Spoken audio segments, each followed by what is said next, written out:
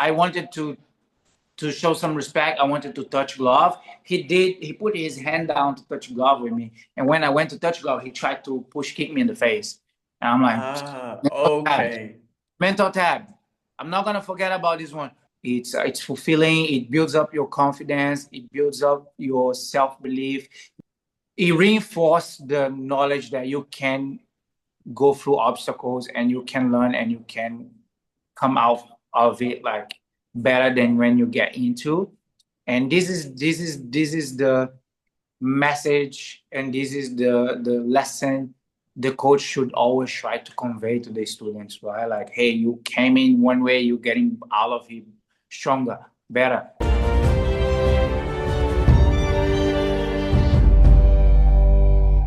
All right, what's happening, people? Welcome back to the Brothers Geek Out channel. We've got an amazing Geek Out show today. We've got returning guests, actually, Jefferson Oliveira, who is a Muay Thai champion, 7-time Muay Thai champion across multiple different regions like Brazil, Thailand.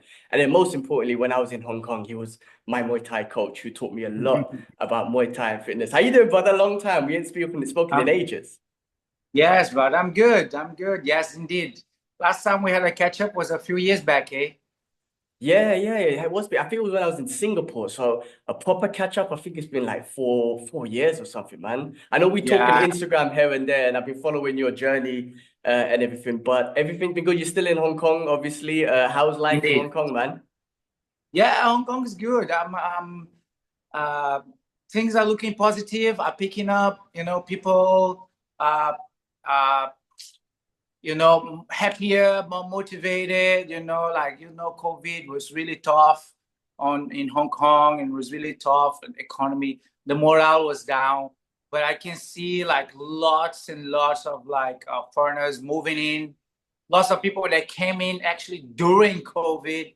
So like I've been meeting new people, and they say, "Oh, I've been in Hong Kong for 3 years or 4 years or 2 years." I say, "Wow, did you? So you came here? We were in the middle of like COVID and lockdown, and everybody seems to be in good spirits, which is great. It makes me happy to see." That's good. That's good. How was you during COVID, man? Because obviously you were stuck in Hong Kong. You didn't get a chance to go back home. Because I'm assuming Hong Kong was as strict as Singapore, which was just like couldn't go out or Yeah. anything. You know what I mean? You could only go out with a mask on and all that sort of stuff. But yeah, how was you doing during COVID times, man? Here was same thing, right? So everything was like closed. Yeah, mask everywhere. Like literally, like police was stopping you. Like, yo, you wearing a mask. And we had this like vaccine card, Yeah, which yeah, is yeah. which you had to present if you want to go on a supermarket or something, do groceries, or if you want to go in a restaurant, any public place, really, right? And then they would scan it and like double check that you are vaccinated, and then they would let you in those facilities. It was pretty tough. It was pretty tough, uh, yeah, was really hard for a lot of people. Lots of businesses closing. Lots of people moving out of the country. But we survived. Yeah, definitely. I mean, that's similar to Singapore, man. It was those sort of rules and regulation. Even when the gym finally opened, we had to train with masks on, like Muay Thai with masks, Jiu-Jitsu with masks. Jiu-Jitsu with masks was the worst because it didn't make Yeah, any sense. We're grappling, the mask is falling off. I mean, anyway, that was the rules, and that's the only way we could train. I'm assuming it was the same in Hong Kong. But it's good to see you're doing like obviously doing amazing now, man. Because we're gonna get into the gym that you open, man. That's yeah, amazing. It's great to follow your journey and. I remember just meeting you in Epic, and you just helping me out with Muay Thai, and then hmm you had the other gym, and then now you got your own sort of place. How did it was the gym like the goal always, or was it something that just kind of presented itself and you took the opportunity? So the gym, it was the plan, right? Like that's why I decided when I retired, when I stopped kind of like fighting full time, I wanted to build up towards this, right? So I wanted to get experience as a coach. I wanted to get experience, just working with people, doing business, this type of thing. Because eventually, was the end goal was to have my own gym, like. And yeah, that's when I started Epic. We met there, we trained there. I applied my knowledge, but most importantly, I managed to adapt my knowledge, right? Because you can't treat everyone as a professional fighter. And when you first get there, if this is all you know in your life, right? It's for you, it's just another day, right? But for somebody else, it's like, this is absurd. You make me do too much. And so I had this period of adaptation and teaching and like realizing that not everybody wants to be a fighter. You know, this is a very big thing because many coaches are concerned about, oh, I'm gonna make a fighter, I'm gonna make a fighter, I'm gonna make a, but I feel like you need to take in account that not everyone wants to actually be a fighter. Some people just want to stay healthy. Some people just want to learn the martial arts, you know, which is just as good motivation, just as good reason, right? And then yeah, and then I went from a gym, and then Epic unfortunately closed, right? And I went to a second gym, and then from that gym was when like I felt like I really managed to create a solid client base, and that I felt like, okay, I can go anywhere now, and I have like a good group of people that we can build something. And when my time at that particular gym ended, when my contract ended, I spoke with my boss and I say, hey, like, you know, my because he asked me, I said, okay, look, what do you want to do now? What are you gonna do next? And I said, I would like to have my own gym. You know, he said, okay, you know, let me help you out with this. So he gave me like some advice and on business, right? Like how to start and how to run, things to watch out for. And with his kind of like you know, his blessing, I spread my wings. Awesome, bro. I mean, you mentioned, because I was going to ask you about that, the gym environment, right? Building a certain environment where you just said, like, not everyone wants to be a fighter. Some people just want to get healthy, lose weight, you know, just move and stuff like that, learn the martial arts. Like, how, like, in your gym, like, that's sort of environment that you set, like, when you're doing, like, class structures and all that stuff, you're going to have a mixture of people. Like, how do you arrange the class structure? Is it like something that you've kind of set up throughout the week, or is it based on who might come into class today? And how do you kind of manage all those type of people, all those type of different goals that they're trying to achieve in certain sessions? Yeah, so there isn't one size fits all. Mm, So so the way I like to do it is I like to teach the martial art from the beginning, right? So I tell people, okay, the martial arts is about this, and this is the way it works, and this is da da da da da da. And then I teach them the basics, and then as class goes on, I go picking up, you know, like this guy, he's more keen, he wants to learn more. So I say, hey, do you want to do a little bit something more advanced, blah, blah, blah, you know? And when I feel someone that's also have some sort of resistance, I always make sure to like also not pressurize them, don't make them feel like they have to perform, you know. And all my classes and all the training I do here is always beginner oriented, right? That's why in my mm, classes I don't have beginner classes. I have all level classes, and all the advanced, more advanced students needs to fall back to the beginners, right? And that's the thing I tell all of them, like you can never do enough of the basics, you know. mm, And that way when the beginner or the new person coming here, if they never had any experience, they don't feel like they're being rushed or they're being pressurized to catch up with us. You know, they don't feel like they have to run after a moving train. Like, okay, guys, you one of us now, and we here, we're gonna show you the ropes. And so I like my classes to be always beginner oriented, and I like the people that come train with me to feel welcome, and I like them to have fun because passion comes out of fun. Right? You do it, you're having fun, you're enjoying yourself, and you want to come again, and you want to learn more, and that's the interest come. Next thing you know, maybe they want to fight, maybe they don't, but the passion will be there.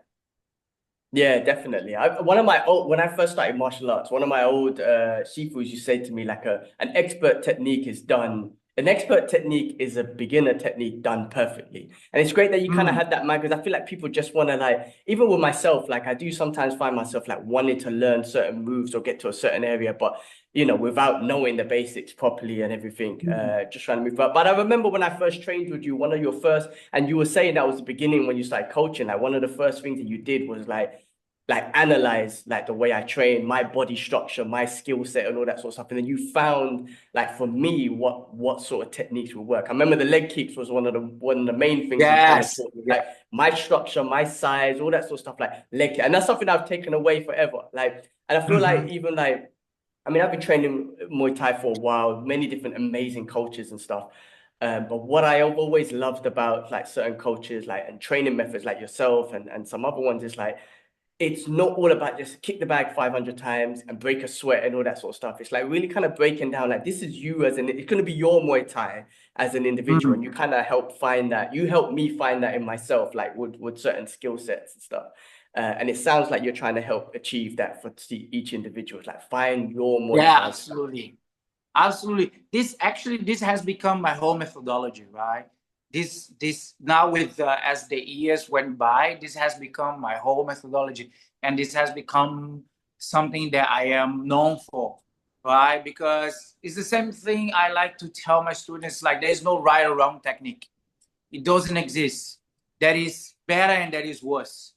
Mm. And the thing about better technique and worse technique, it depends on you, right? Like you and me both are huge fans of Bruce Lee, and he Yeah. said himself, keep what's useful, discard what's not, and add what's uniquely your own. And this is the same concept I have. This is my whole methodology.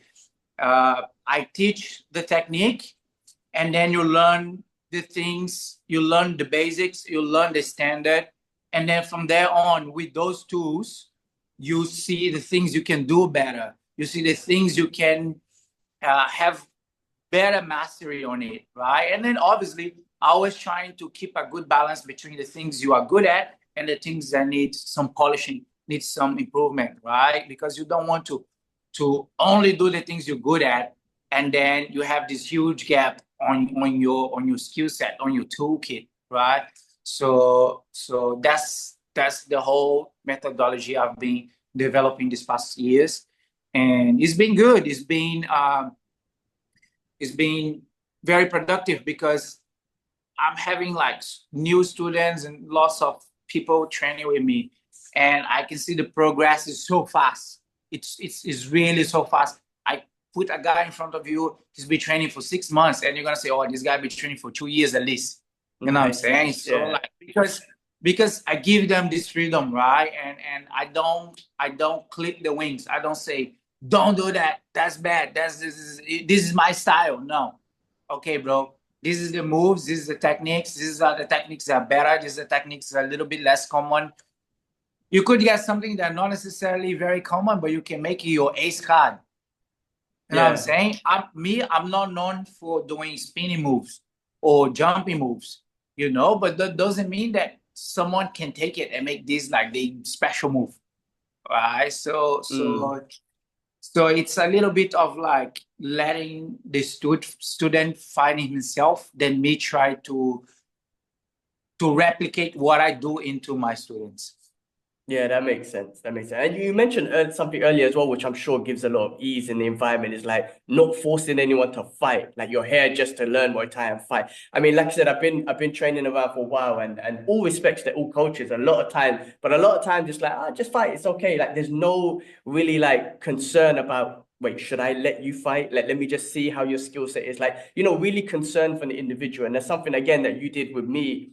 Because I don't know if you remember when I met you, I was gonna compete in that MMA tournament in Hong Kong, which Yeah, got cancelled. yeah. But the first thing you did was like, let me analyze to just kind of see your skill set and whatnot. Because you kind of cared for me, even though you didn't really know me well, but you already showed it out. This is when we first met each other. Like, let me see your skill set first, because I just want to make sure you're safe. Like, I want to make sure I could sleep at night knowing that I let you get in that cage or whatever it is.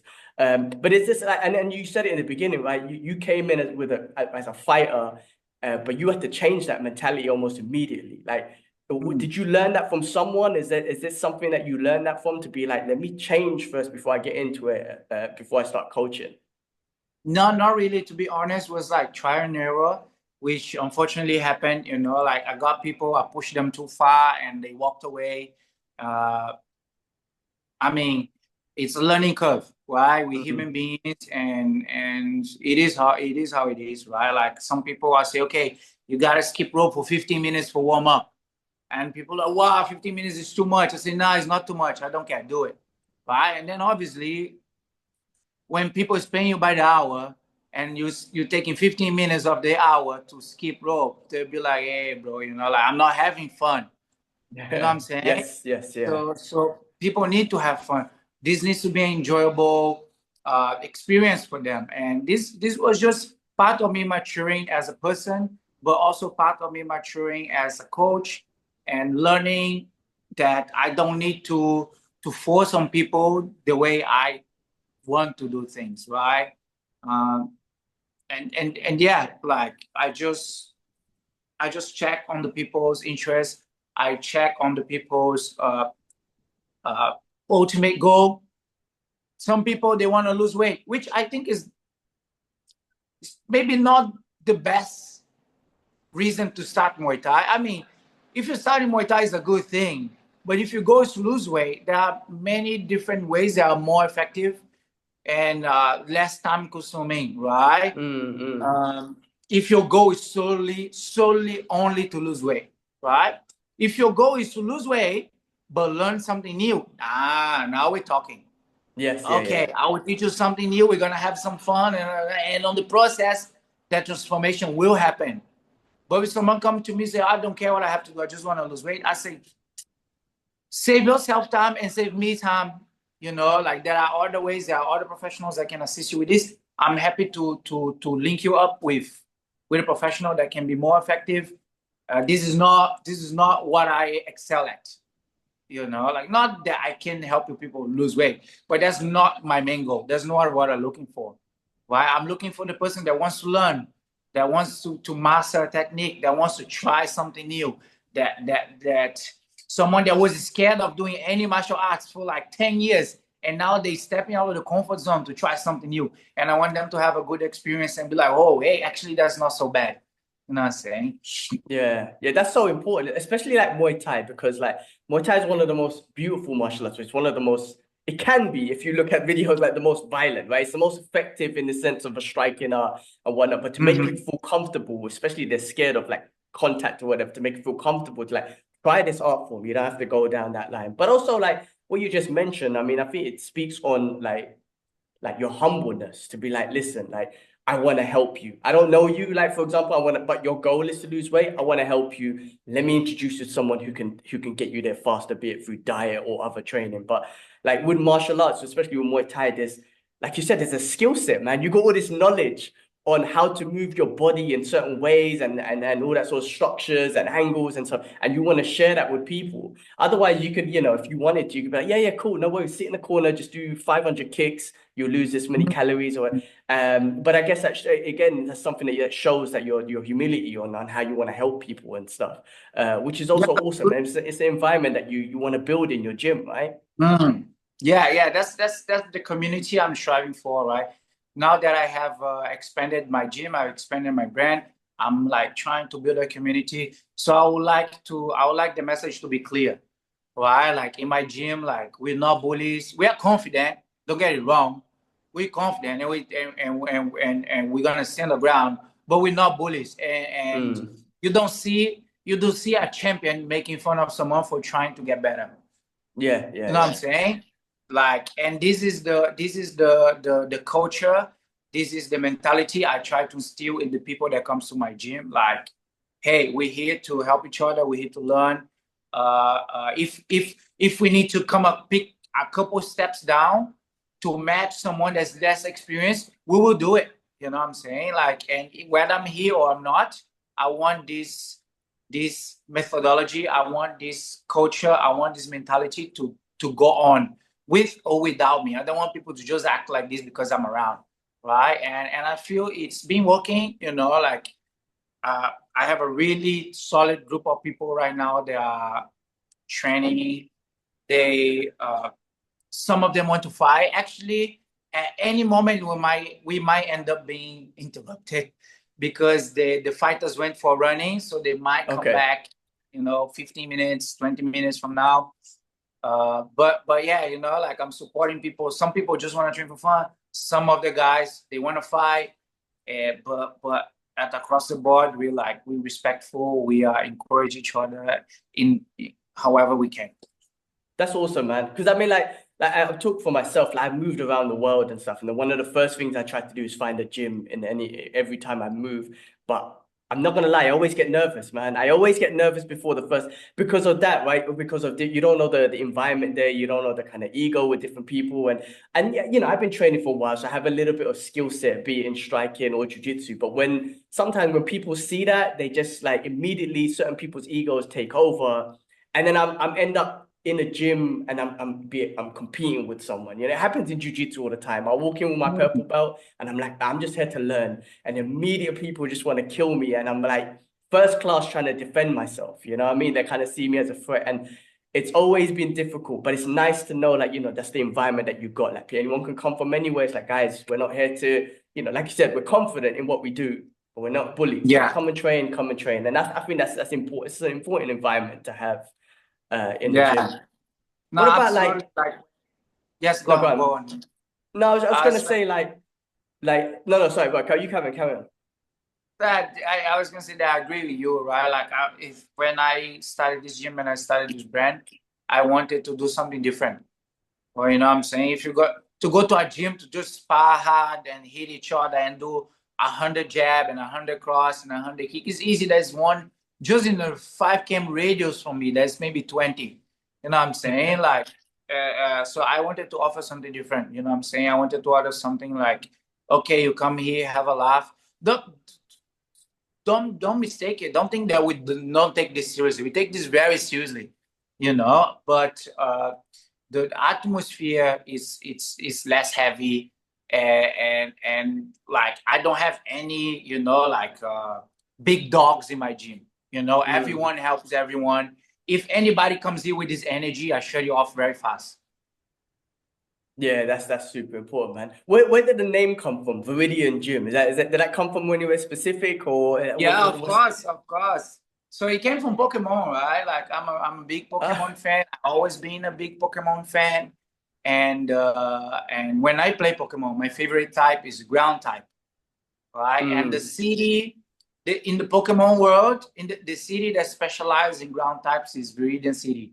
And so when I opened the gym, I was looking for a name. I was looking for something that resonate with me, something that, but also something that pass a message, right? Like because even my logo is the symbol of Earth. So it's a triangle Okay. with a line pointing down, and this is symbolic of Earth. So I wanted to convey the message that like we are grounded, we have deep roots, we proud ourselves, and at the same time hint to the fact that like Pokemon with the name and with the color, and that's where I got the name from.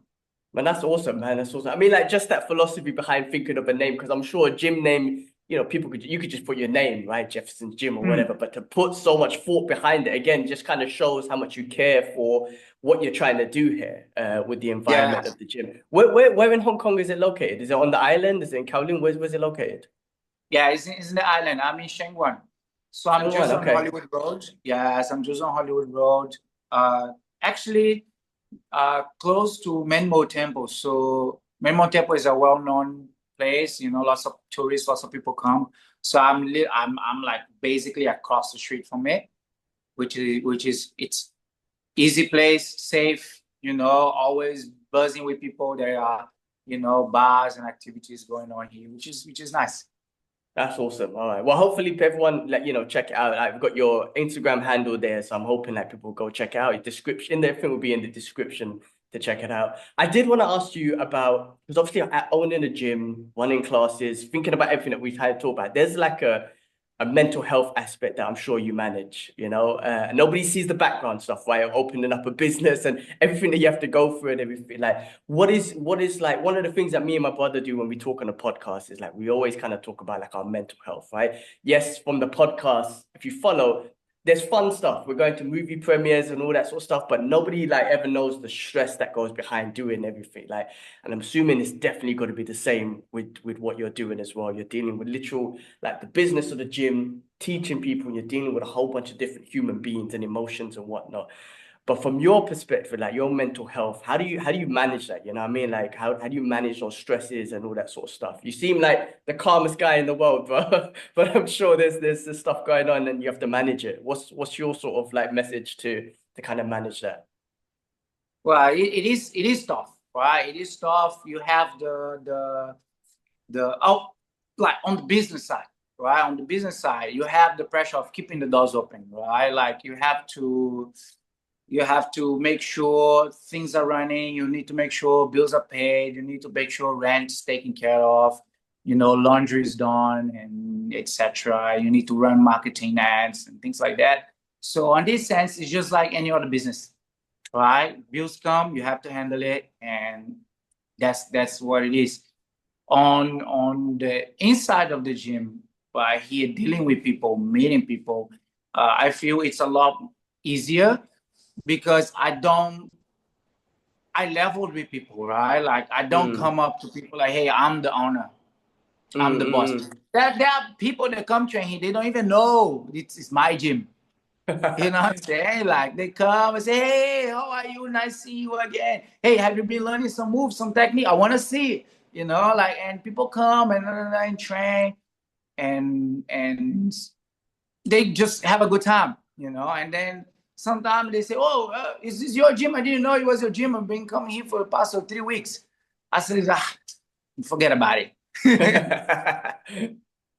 But that's like you like you seem like you got control over your ego, man. And that's obviously with maturity. And I'm sure fighting has done that, right? You train in Muay Thai your whole life, like competing, training with many different people. Like you probably like all of that has kind of helped you control your ego for you to be in this position and this mind frame that you are in now, right? I feel that I feel like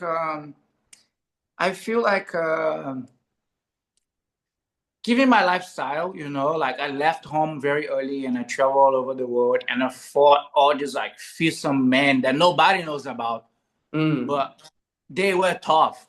It was not easy, right? And this experience is going to these places on my own. Like looking back, I'm like, wow, I was out of my mind to do this, right? Like, and if you ask me with the knowledge I have now, if I would repeat it, I'm like, no way. If a younger serious. brother tells me and he says, hey bro, I'm gonna do this, I said, no, this is crazy, you're out of your mind. But I was doing it, right? So looking back and with this knowledge and these experiences, it just make me very secure myself. Like Mm, I don't have the need to tell people I'm a champion. I am. Take it or leave yes. it. Your opinion on whether you think I'm a champion or not, I'm a deserving of my belt or not, if you think my skill set is good or not, is irrelevant. One person can think I'm not a great coach, but I have another two people that think I'm great. And if I can impact one person positively, that's enough. Mm, You know what I'm saying? I also feel coupled with this, the fact that like I'm very secure myself, I also feel also after my daughter was born, like I started looking at other people as like as children. Not mm, necessarily they children, but like I address people how I would wish people address my daughter, with the same patience, with the same compassion, with the same care. Like if my daughter joined a random gym and she can get something correct, like I don't want her coach to lash out to her. Say, what's the matter with you? Why can you go? Like so. mm, This is something I carry with myself all the time. Like I get a student, they can especially because 80% of my clientele are females, right? The mm, majority are females. So whenever I'm training and they can't perform or they can't do it, hey, It's okay. Let's do something else. We revisit this later on. Okay, it's not that deep. Let's do something you're good at first. Let's work on this later. I'll give you some exercise to do at home. Okay, I check on them and things like this. So so yeah, I feel like being a father, it really unlocked this new perspective for me, which I it helps me navigate that life very differently, you know. Yeah, so you know what? There's two things I feel like that always like humbles, especially like men. I'll categorize men, but you know, like you're from Brazil, I'm from London. I know London's not as dangerous as Brazil, but from London, like the man's on the streets, the tough guys and whatnot who have the egos and whatnot. There's two things that always humble them, like going into a martial art gym. And training with professionals who are always the most humble and nicest people because they got nothing to prove, and then having children. Like having children is another one I've heard. Like so, the moment like a tough guy has a child, like something just changes. Hopefully to Mm, God one day I will experience that. I mean I'm no tough guy and whatnot, but just the children aspect. I mean that's a goal in life and absolutely. whatnot. But yeah, I definitely feel like that changes people's perspectives of the world A and hundred people and percent, stuff. brother. 100%. Like you get something to live for. Yeah, You know what I'm saying? Before that, you're like, whatever happened, happens, right? Like I just do what I want and whatever happened, happens. But now you have this kid that depends on you and looks up to you. Most importantly, right? Like he looks up mm. and you want to behave in a way that you're gonna make them proud. When my daughter is my age, I want her to be proud to say like, yeah, my daddy did this and my daddy did that and my daddy helped out this many people, you know, and not that I'm doing things for the sake of being looked up to, but I feel like I want my lifestyle to reflect the message I want to pass. Yeah, that's amazing. Because you just mentioned like my daughter like saying that like my daddy helped people rather than my dad was a champion, my dad's a fight. You know what I mean? Like you've kind of put that side. I mean, again, you kind of put that Yeah. side aside and just said, nah, I want my daughter to know that I've helped people, and hopefully that influences her. Because I Yes. think that's important. I mean, like I said, you got this knowledge that you've earned and learned through with fighting and Muay Thai and everything, but just to kind of apply that to help individuals, which is it's just such a Mm-hmm. humbling thing. Especially, let's be real, right? You're a gym owner, you got business. That people open businesses, of course, you need to survive, right? You need, you want it to be successful from that perspective, but really kind of focusing on the individual and helping people is, I feel like, is what's gonna take you places, like me and my brother, this podcast is not our business, but just as an example, like when we first started this and it was like nearly 10 years ago, we honestly did do it for likes and shares and all that sort of stuff, right? And the first time we did it, it didn't even like, we got loads of likes and shares, but it wasn't enjoyable. We didn't enjoy it, man. Like it was like Yeah. rubbish. And we were doing what people wanted us to do, like, oh, react to this or watch this movie. We were not even interested in it. But when we changed it about say about four years ago, we changed it. We're like, you know what, enough with that. Let's do what we're passionate about and put it out there. And everything just started working. And then now, recently what's been happening as well, a lot of people kind of like message and say, hey, you know what, thanks for doing what you're doing. It's kind of really inspired us to come out of our shell, all that sort of stuff, being a geek, being a comic book geek. And just like me and my brother generally just talk on a podcast about mental health, and it kind of helps people. And it's weird, like we weren't in it for that. We were just in it to do it what we enjoy and express ourselves. But to have one person just say thank you for what you do, it just, I don't know. I've never felt that before, man. It's an amazing experience, and you're doing that on a grand level, like with Muay Thai and everything. It's just amazing. It's just amazing that you've got that perspective. No, absolutely right. At the end of the day, especially with martial arts, like you're dealing with people's dreams. You know what I'm Mm. saying? Like you're dealing with people's dreams. So deal with care. Yeah, that's amazing. Dealing with their dreams, dealing with care, especially with martial arts, like because it can Mm, get physical and injuries, and not just there's a mental side, but there is a massive physical consequences with martial arts, right? And I'm oh, not even a absolutely. fighter, and I've gone through so many injuries and knee tweaks, and I didn't even train on a fighting level that you might have or other fighters do. And but I have gone through so many injuries just because of my passion of martial arts. I always go back. But even in my recent age, man, it's been harder. I don't recover as fast. I mean, last Wednesday I went to a Muay Thai class and we were just doing drills, a drill, and it involved leg kicks. Brother, man, my Mhm. leg still hasn't recovered. This wasn't even like hard. It was just like, we're just doing drills all day and I've been taking leg kicks. To this day, it still hurts and I can't even recover as fast as I used to. I hit in 40 now. It's just been tough. Yeah, But as you said, there could be your consequences physically with martial arts. You're dealing with people's dreams and stuff, which is super important. yeah, How it absolutely. would. I'm on the same boat. You know, like, oh, I can get hurt, I get leg kick. Oh, tomorrow I'm good. Now is 2, 3 working days before I'm back here. That's oh my God, man. Age gets the better of us. Do you kind of incorporate some like recovery stuff to your students or whatnot, and just kind of let them know like, things could if things like calm down. There's no need to go crazy on each other if you see that happening, and then recovery after training, be it ice baths or any of that sort of stuff. Do you kind of like talk to them about that stuff, the importance of recovery as well? Um, yes, yes, and no, because in this sense, I'm a little bit old school, so I don't do many different type of recovery, right? So like ice bath, I don't do this type of recovery system and stuff. I usually just massage and just sleep it off, Mm, but I do suggest people, right? Like I tell people, don't push yourself, like start small, build it up. If one session is too hard for you, it's okay. Just come for one session, next week come again. Don't need to push yourself too much to the point that you can't perform, right? And on this sense, I do tell people about the importance of recovery, the importance of rest, but I don't suggest too many different, like how do I say, different specific ways of doing some. Oh, buy this cream, do this stuff, mm. do this, like just sleep it off, eat good, you know, yeah, the turtle hermit style, Yeah, okay. What's a good? What was that? What style was that? the turtle hermit, Oh, Dragon for Ball. Oh, okay, okay.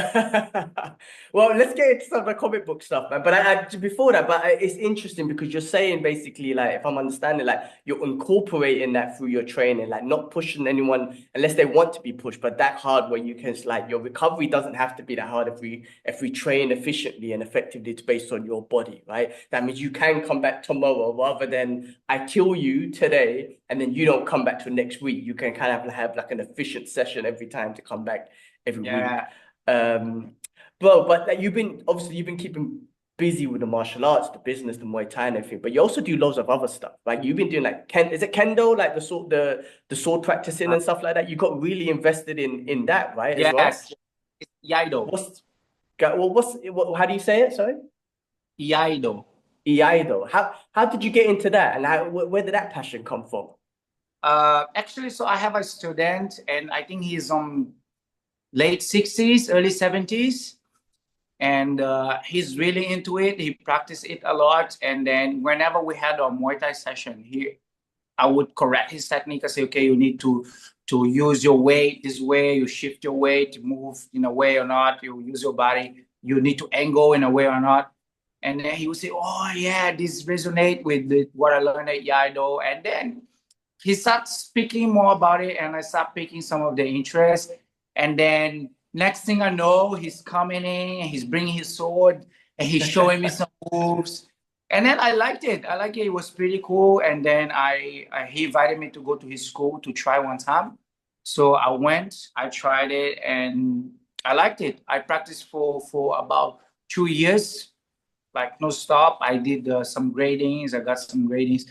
Eventually, I would like to be able to teach because I'm in the process of developing my own martial art, and this will Mm. be part of it. Interesting. Can you speak more on that, on your own martial arts, or is that do you want to keep that Yeah, secret no. for So now? so so I'm just trying to find. So I did Muay Thai my whole life, right? But on top of Muay Thai, I've practiced other things, right? I've practiced boxing, I've practiced a little bit of jiu-jitsu, I practiced a little bit of judo, and now Yaido, and I practice also, Anis. So Anis is a Filipino martial art, so I like Mm. to fight with knives, and I've realized practicing all these different things, how they all link up. They all have one point where they all meet. And what I'm trying to do is find the strongest link between one martial arts and the other and making that bridge. And this strongest link between these martial arts and making this bridge, and so that's how I'm trying to create something from there. I'm trying to incorporate something from there. It's just a passion project. It's nothing like a world domination, but who knows? You never know.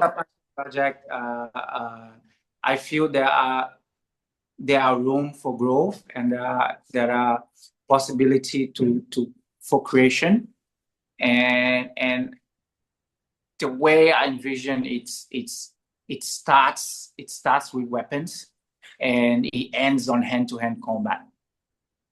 Wow, okay, interesting. It's amazing because I feel like that's the true essence of like MMA, mixed martial arts. Because like the popular MMA right now is just the standard boxing, Muay Thai, wrestling, jiu-jitsu. And there's so many other martial arts out there that they choose to ignore. Just because, okay, in that sport environment, which is exciting, it's fun, those styles work. And you throw a couple like karate and judo in there and whatnot. But there's so much other martial arts, and I feel like they shouldn't be excluded in be it what can work in a real fight or just something like a skill set or martial art to just kind of enjoy. And that's, I think it goes back to the quote, the Bruce Lee quote you mentioned in the beginning, that absorb what's useful to you. Like you're making it your own martial arts and whatnot. So it's kind of great that you're kind of looking at MMA or mixed martial arts from that perspective. I'm looking at all martial arts. These are the ones that I enjoy. These are the ones that I've seen a connection and whatnot. Rather than just excluding so many, which is fun. Yeah. What about chess, bro? Have you still because you were really invested in chess? Are you still playing that too? Because that's like I still play chess daily. I was trying to go for the title of master, which I managed to get the rating, but I just couldn't invest myself to travel for a different country for like 20 days to join a tournament. But it's still there. It's not important. Once I have more time, more freedom, I want to pick that up. But I still study daily. I still practice daily, a little bit. Sometimes on commute, coming to the gym, going home. I'm always on it. That's amazing. Are you able to do, what's it, speed chess, where you're going quick, you press the timer? Is that what tournaments are about, or tournaments are fast, or can you take your time in tournaments or whatnot? See you, boys. The chess tournament, it's depend on which type of time you want to play. You have a classical chess, which is the longest games, right? It's like 5-6 hours long games. And you have rapid chess, which is like 10 minutes chess. And you have bullet chess, which is the 1 minute chess. It's 1 minute. You think very little on that. Just react. On that. Yes, you just mostly react, and it's mostly pattern recognition, like you already have like a set of moves pre-memorized, and then you just throw that, and then you just try to adapt based on what your opponent do. These are fun, but not particularly good to become a better player. For you to be able to become a better player, you want to think about what you're doing, and you can only think on longer time games. Yeah, got it. Because I heard like there's like 1 billion different moves you can make in chess. Like, so it'd be impossible to like memorize obviously 1 billion of them, but just to build up patterns and whatnot is where you must be kind of like learning stuff. And you must incorporate that in your whole martial art philosophy as well, right? The whole 100%. Learning relates, right? Learning chess like revolutionized the way I approach martial art. Wow. Because I never played chess in my life. I didn't know chess, right?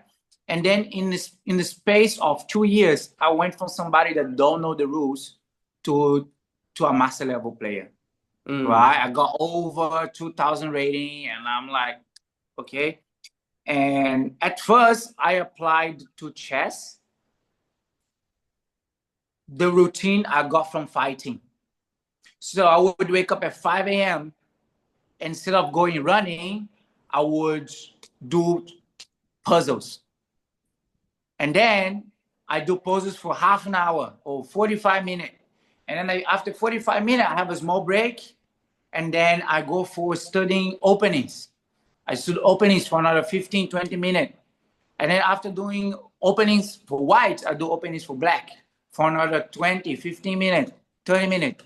And then I would do some sparring, right? I would play a game. You know, there's no, whether win or lose doesn't matter. It just matters that I'm making better moves, you know. And then after this is over, I would analyze my games. And then I repeat this twice a day, just like in a training setting. In Thailand, I wake up at 5 a.m. I run, I come back, I skip rope, I do pads, I do sparring, clinching, eat, sleep. In the afternoon, repeat. It's the same thing I did.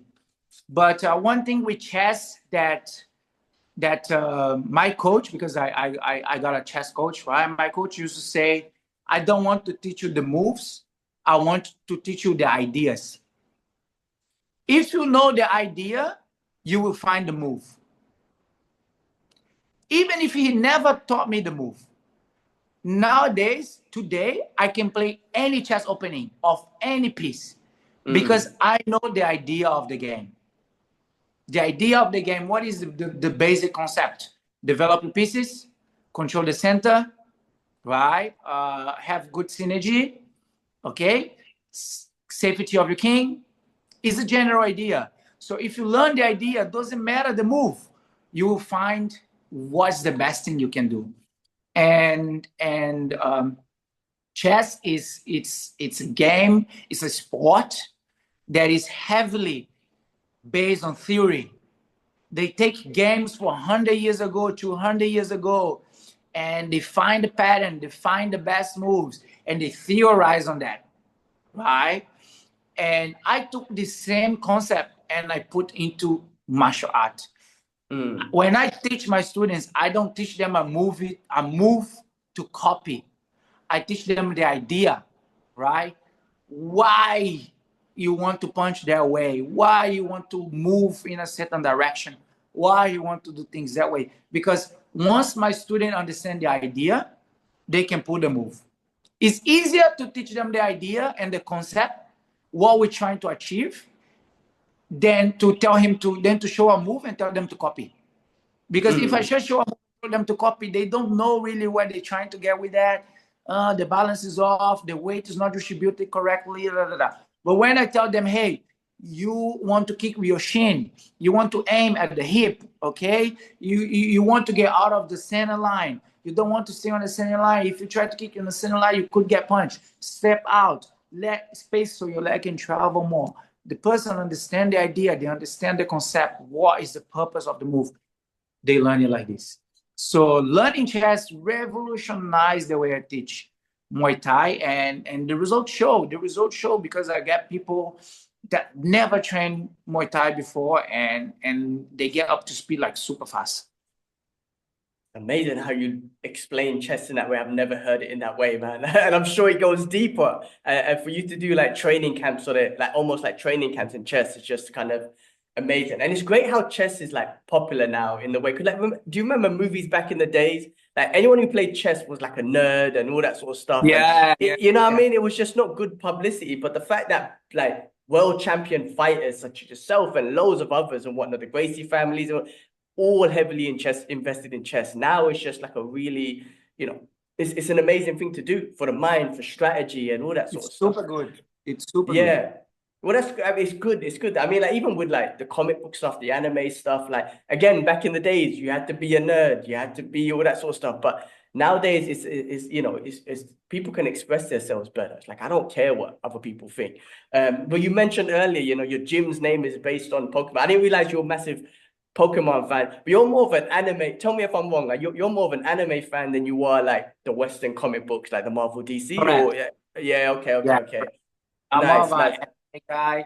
I grew up watching Naruto and like Yu Yu Hakusho, because that's what was more popular on TV when I was a child, right? As a child, I in grew Brazil. up in Brazil. So I grew up watching like Yu Yu Hakusho, Dragon Ball, Pokemon, like these things. And then when I got a little bit older, I discovered Naruto, which I watched my whole life. I grew up with Naruto. I found out about Naruto when like 14, 15, and I'm watching until like I'm 30 years old.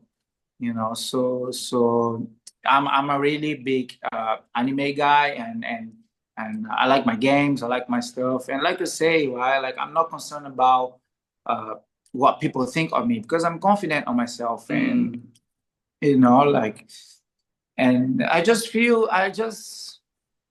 I don't have a need to prove things. Like I'm living my life, I'm bothering nobody. You know what I'm saying? Like I play my Yeah. game, I watch my anime, and I'll find the people, I'll find my tribe, and we're gonna have a good time. Yeah, that's amazing. I mean, honestly, it took me a while to be confident in myself. You know what I mean? This whole, just like, again, this whole comic book thing. And when I used to be very insecure about it, it was on my own thing.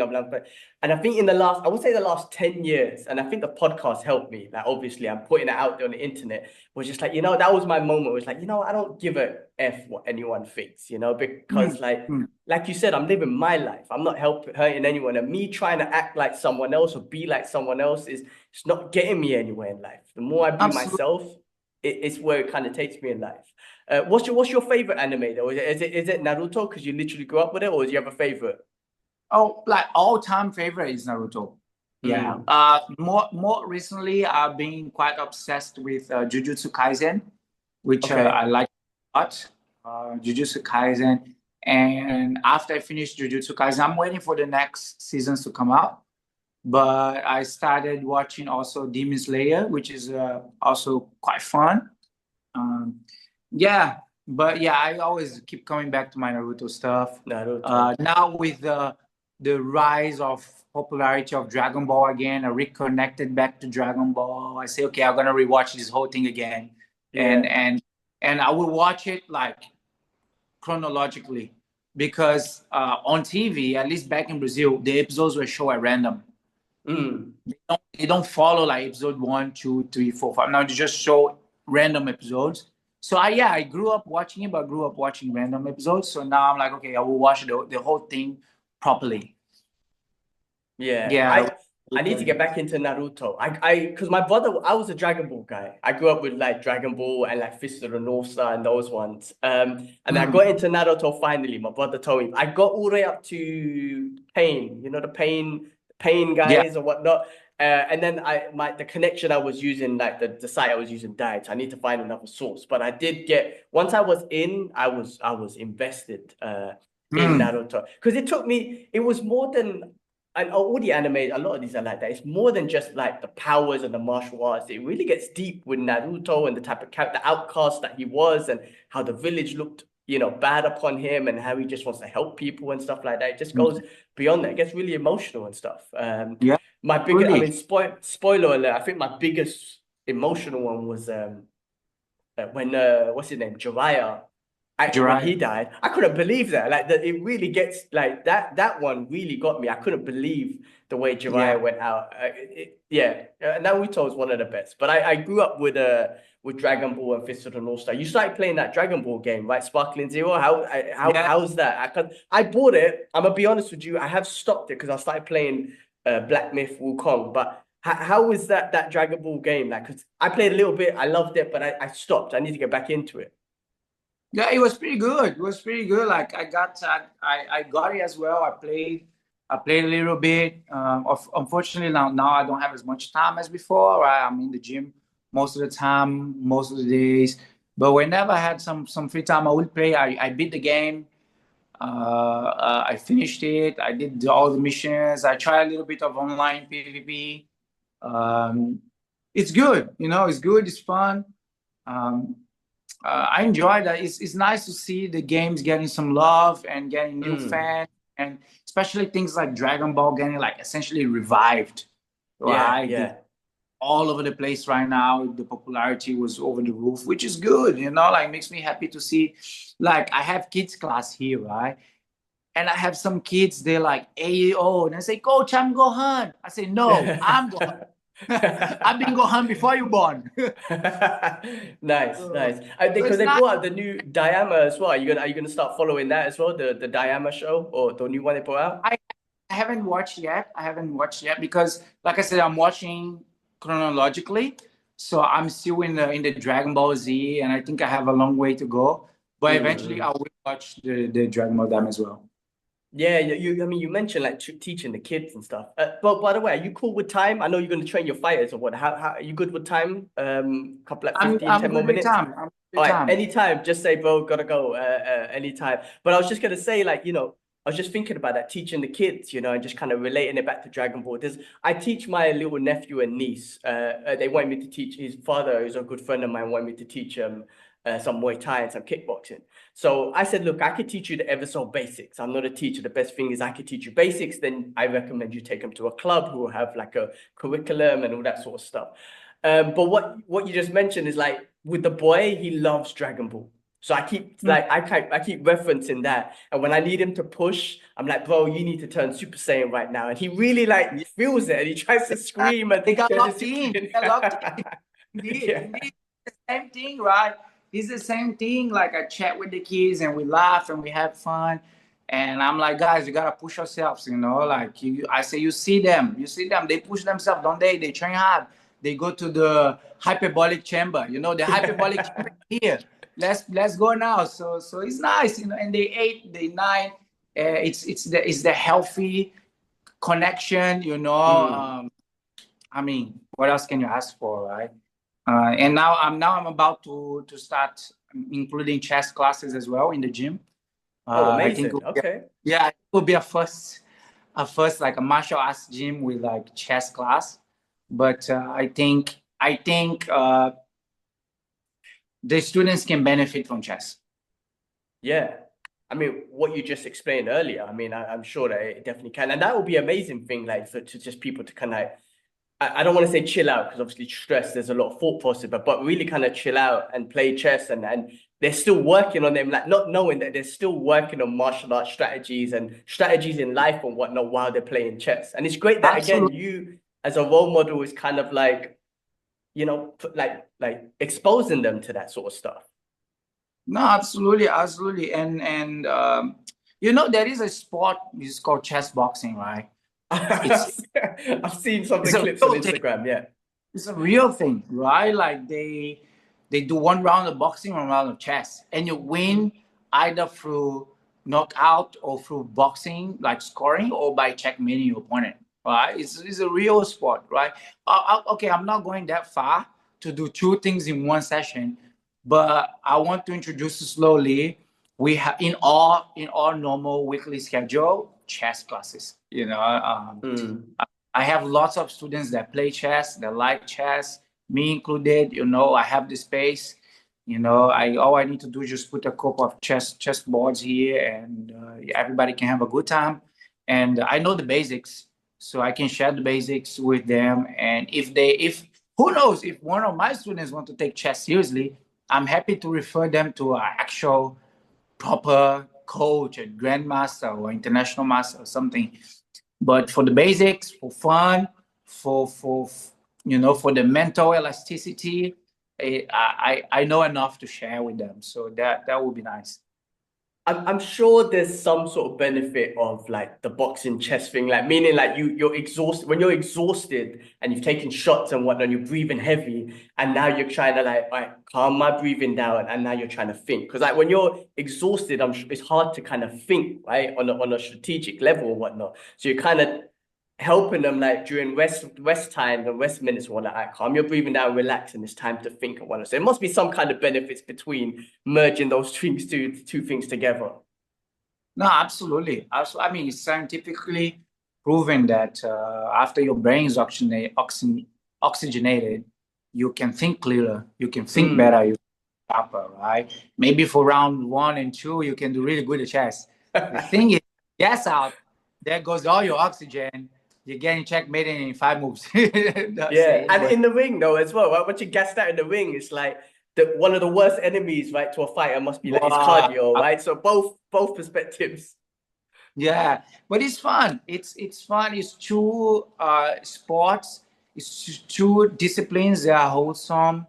They are fulfilling. Whether you're doing chess or whether you're doing Muay Thai or boxing, for that matter. It's fulfilling. It builds up your confidence. It builds up your self-belief. It builds up the it reinforces the knowledge that you can go through obstacles and you can learn and you can come out of it like better than when you get into. And this is the message, and this is the lesson the coach should always try to convey to the students, right? Like, hey, you came in one way, you're getting out of it stronger, better. Okay, you push yourself, you learn something new. Even if it's 1% better, it's progress. That's amazing. That's an amazing way to end this, bro. But I did want to ask you one last question. I would have always thought your logo, even though it's amazing and it means a lot, would have been your famous push kick that went viral years before, like Anderson Silva funk kicked funk kick Vitor. Your famous logo would have been that push kick that you did. Yeah. Was that a thought? Did you think about that at one point, or it never thought? No, Okay, it wasn't about that. It was. it just happened on that particular fight. My opponent on the first round. So my push kick was at the end of the fight. When he is gas out, we both tired, but he was gas out, right? So at the beginning of the fight, like I wanted to show some respect. I wanted to touch glove. He put his hand down to touch glove with me. And when I went to touch glove, he tried to push kick me in the face. And I'm like, okay. Mental tab. I'm not gonna forget about this one. So then after, 3 rounds later, with the fight's about to end, I say, okay, now is my turn. And then I did the push kick, and someone just happened to be the right time, right pace, captured the moment, shared it. Next thing I know, it became a sensation. Every year, every rounds. It's almost time. It's around June, July. June, July, every year it does the rounds. So it does the rounds. Yeah. It's been years. It was, that's what I'm saying. It was vibe. I mean, I'm in Muay Thai and the martial arts. I've been front kicks to the face for ages. But after like Anderson Silva done it, obviously in the UFC, which is popular, it just became such a popular sort of viral thing. But your one's been around for years and whatnot. But you didn't think about putting that as your logo or anything? Or like even like a little pop picture? A bit of a highlight moment. But again, that's all that it is, right? It was a moment in time.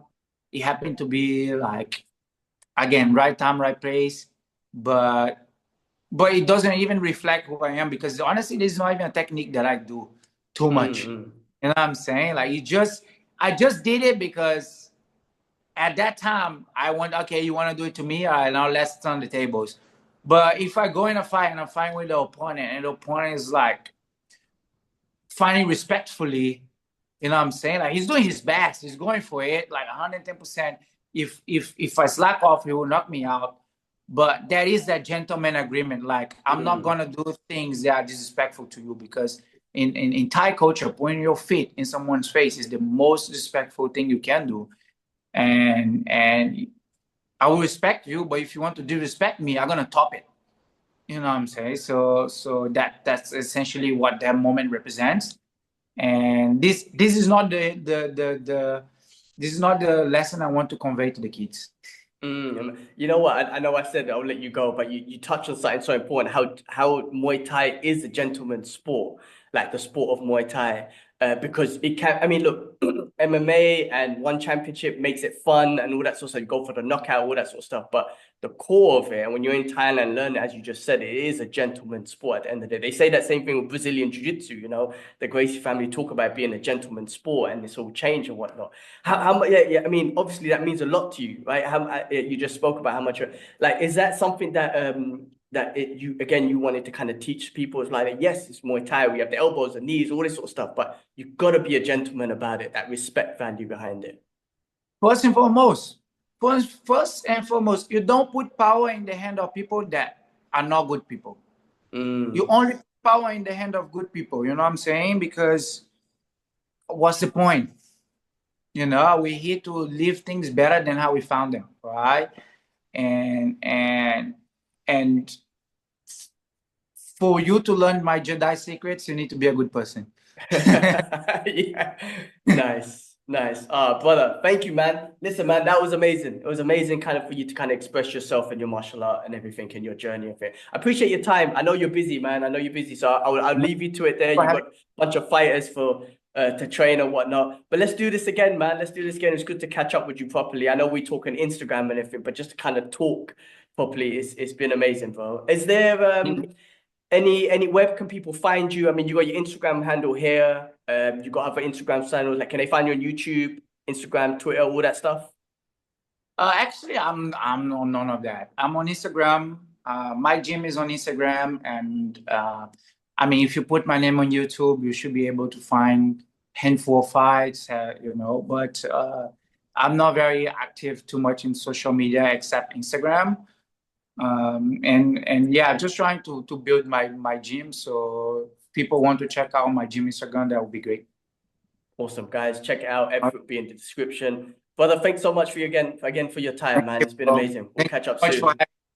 It's great All to good. catch up. Great to be able to Definitely. have like a heart-to-heart conversation, you know, like no pretending or just genuine, you know what I'm saying, which is Yeah. fresh air. Agreed. I mean, I listen, man. I call you a friend, a brother, because we trained together in what you teach me. I didn't say we trained together. You taught me a lot in Hong Kong. But again, that relationship means a lot. Otherwise, I've trained with loads of people and I love all the training I've done.